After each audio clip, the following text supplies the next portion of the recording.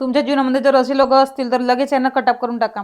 पहिलं जलेस फील लोकांजवळ बिलकुल राहायचं नाही, बिलकुल बसायचं नाही, बिलकुल बसू द्यायचं नाही, घरी येऊ द्यायचं नाही.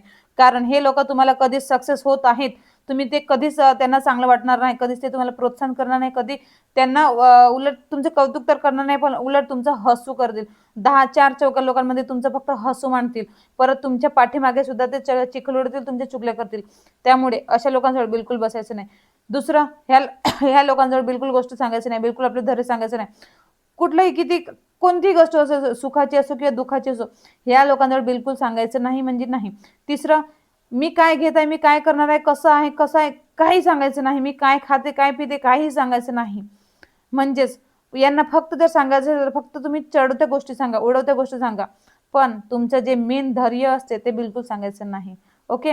तर अशाच प्रेरणादायी व्हिडिओसाठी मला फक्त फॉलो करू शकता, सबस्क्राईब करू शकता. कारण या चॅनल फक्त तुम्हाला एकदम लाईफ जीवनातले चढ सर्व गोष्टी तुम्हाला पाहायला मिळणार आहेत. Okay, thank you.